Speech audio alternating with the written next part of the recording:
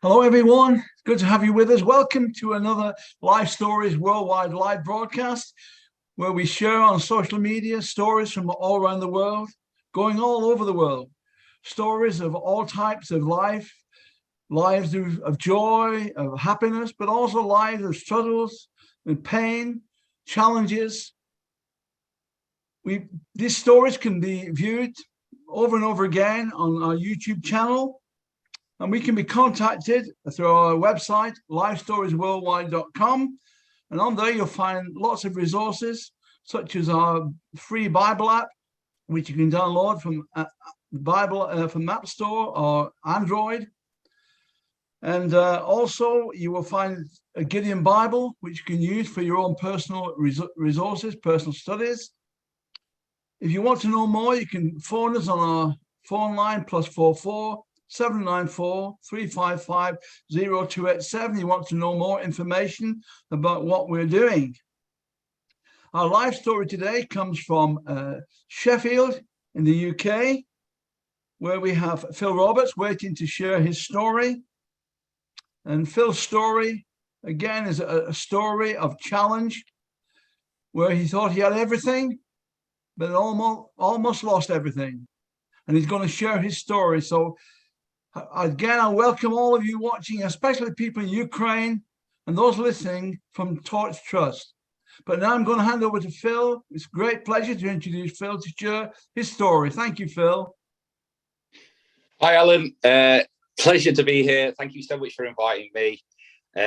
So I was England's Strongest Man 2017. I've toured all around the world competing in strongman. And for those of you that don't know strongman, it is basically a sport that has been put together to basically figure out who is the overall strongest person on earth. You may have heard of World's Strongest Man. So they lift giant things like cars and Atlas stones and stuff like that. And I was one of those competitors. But that was 5 years ago. So I finished competing about. It's been 2 years now. I've finished competing 2 years ago. So you have to imagine that I was a lot bigger and stronger than I am now. So I've lost a lot of weight since then, and life's just a little bit easier. So you guys have asked me to come on here and share my life story, basically, and how God and Jesus has been working throughout my story, even when I didn't see him there. It all ties together. It all makes sense in the end. So I figured the best place to start is at the beginning. So when I was little, I was brought up in a regular family. I had a sister, I had two parents. They went to church, and they basically brought me up to go to Sunday school and stuff like that. And I was always a little bit of a nervous child. I was scared of getting things wrong. I was very driven. I wanted to be the best at everything. Even from a young age, I remember I wanted to be the best. I was very competitive. And I went to Sunday school. I didn't really enjoy it, but it was one of those things you had to do. So I ended up going. And as I got a little bit older, I went to church to keep my parents happy in my youth ages. And I thought, you know what, this God thing, this Christian thing, you know what, it's a good sense of morals. It's a good sense of morals. I can understand why people do it. But the Christians I knew, a bit like, these guys are a bit wishy-washy. I want to be spirit stuff. But I held on for my parents' sake. I held on. And but as I said, I was a very nervous child. And I was brought up in the late 80s and 90s. That was the era of most influence. So I was born in 1985. And because I was such a nervous child, I really enjoyed watching the action hero. Because this was the action hero era. Where Arnold Schwarzenegger was on there with Terminator and Predator, and they were really big and strong. So I started working out from a very young age. From about 12 years old, I was so scared. I was fed up of being scared. So I thought I would have to work out and do this. But then I came across a movie which some of you may know called RoboCop. And then that was me. That was me made up. I wanted to be RoboCop. I wanted to be a good guy. And I wanted to basically change the world and get the bad guys and just be big, hard, strong. They never turned me into a robot, thankfully. So as I got older, I wanted to be a police officer. So because I was such a driven guy, I was like, I will achieve this. I'm going to get this done. I'm going to be a police officer. So at the age of 21 years old, I became a police officer. So I was one of the youngest in my class. So you can imagine how much I was patting myself on the back, saying, well done, you've achieved so much. You're only 21 years old and you're already a police officer. You already achieved your dream. And then you kind of realize, I became a police officer and it wasn't all it was cracked up to me. Robocop's a lie, by the way. If anyone's watching this and thinking real life is like Robocop or at the movies, it's not. Police is a lot of paperwork, a lot of there's not much gratitude in it. But I joined for a romantic idea of wanting to be a good guy. So that's why I joined. But it was kind of bittersweet. It was kind of empty because I thought, oh man, this is not what I thought it would be. I'd imagined it in my head to be amazing and I'd be so happy and I would be so popular and everyone would love me. And I was carrying on training. I was a big guy. My nickname in the police was Guns, and that was because I had big biceps, probably bigger than they are now. But as I was in the police, this is when I was holding on to kind of my parents' faith, kind of saying, I kind of should be doing the good stuff. I wasn't, but I was kind of loosely holding on. I felt like at any point it could all go wrong. And I was looking at other people. I was watching other people, how much more fun they were having with life. I thought, this Christian stuff, that is holding me back. It's holding me back, this Christian stuff. So very sadly, I had a friend who I grew up with, he was 4 years old, I was 5 years old. I was like his older brother. He used to get...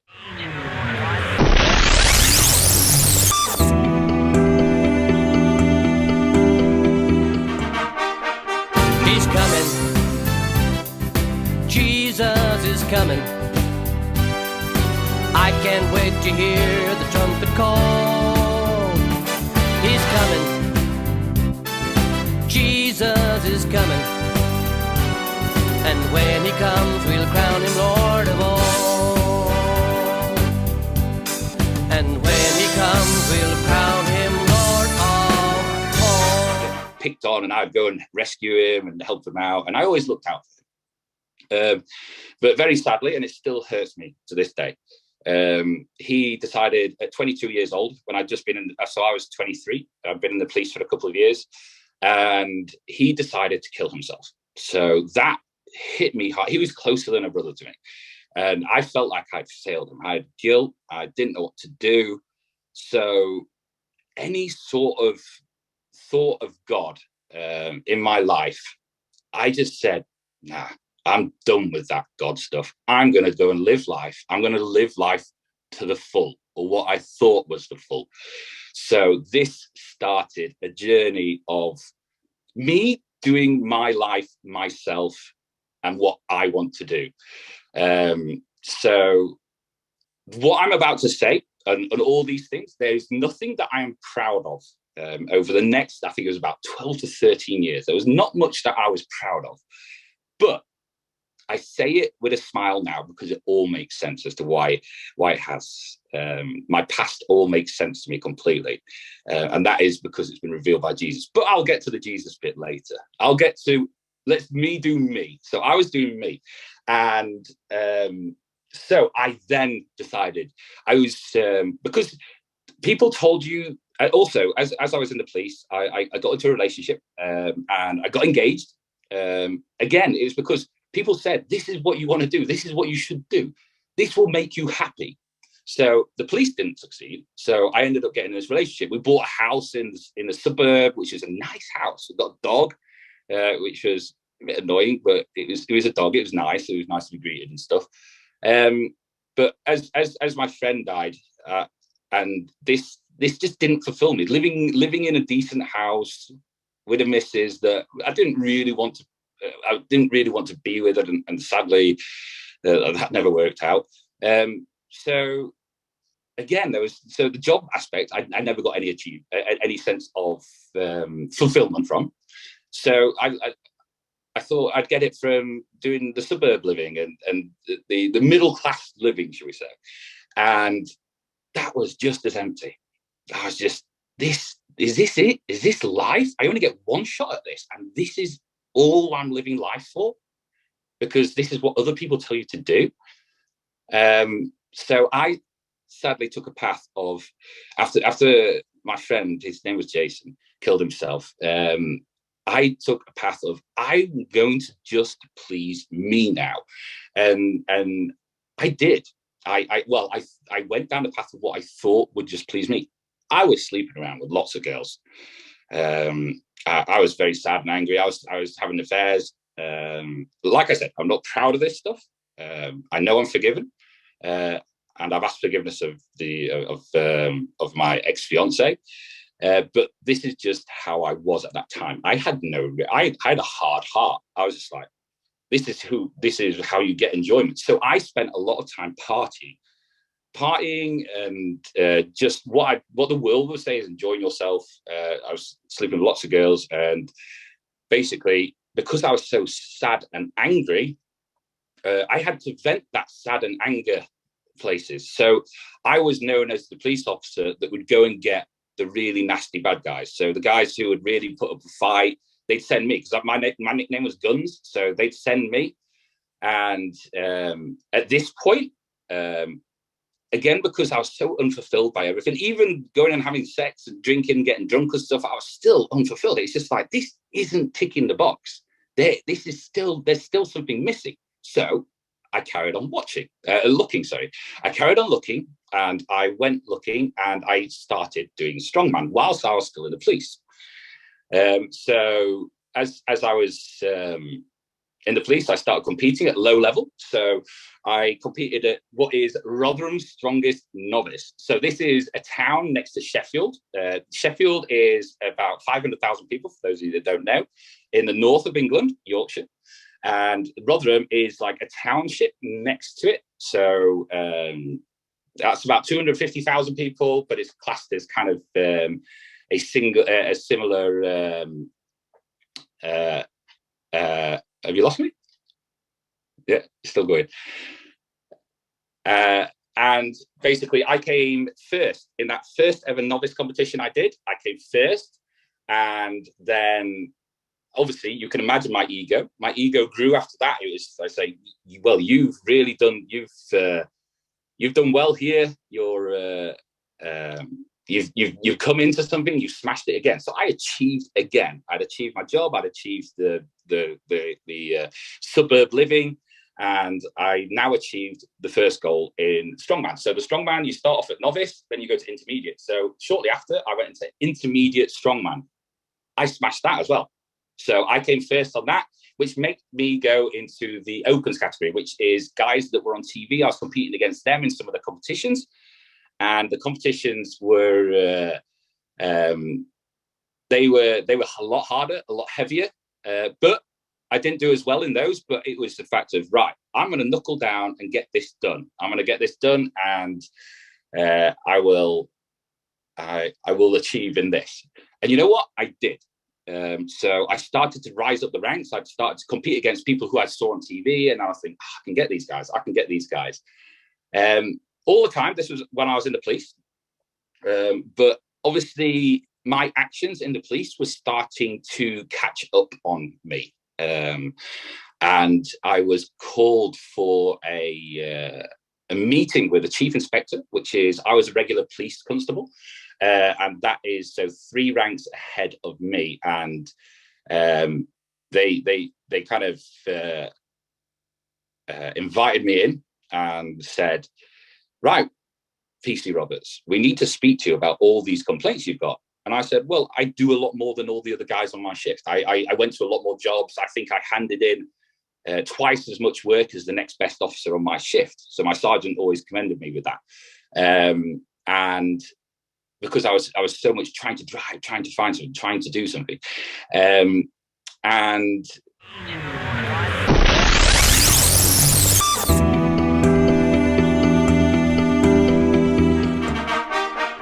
he's coming. Jesus is Stories.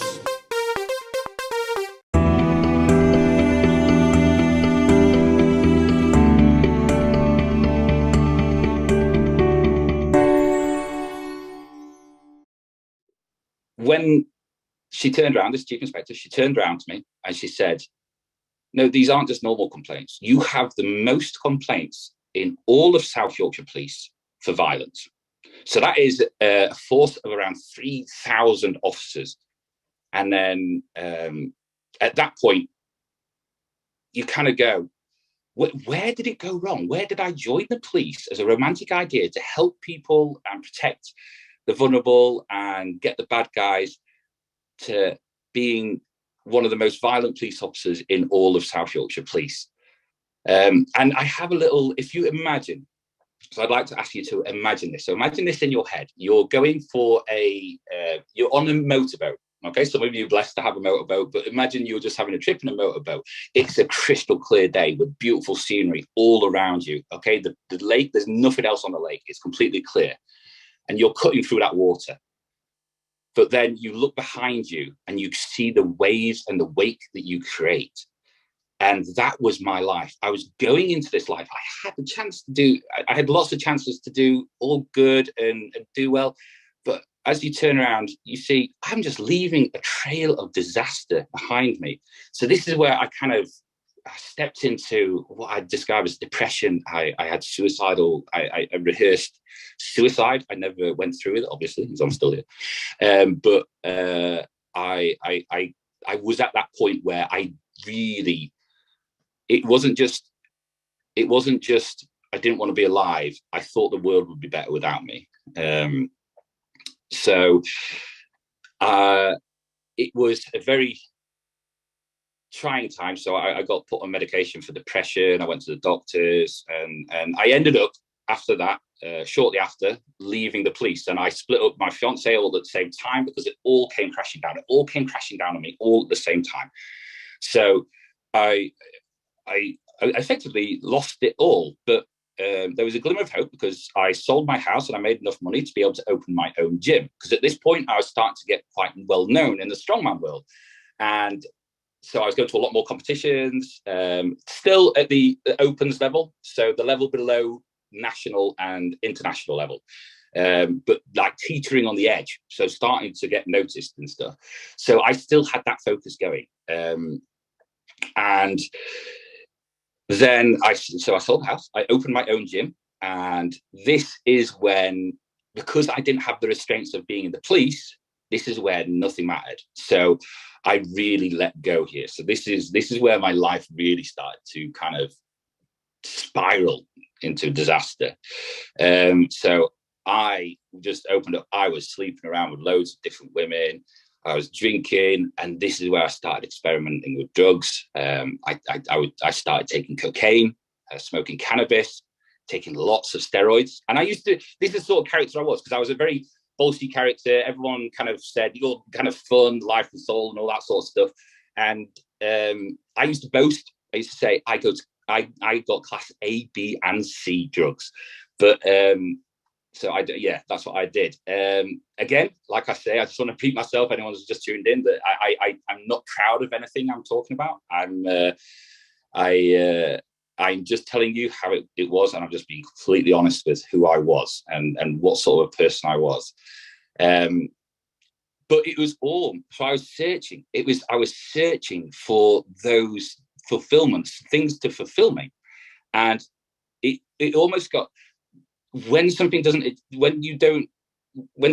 fulfill you, you think it's going to fulfill you, and it doesn't. So you have to try something more extreme. You have to, you go for more extreme.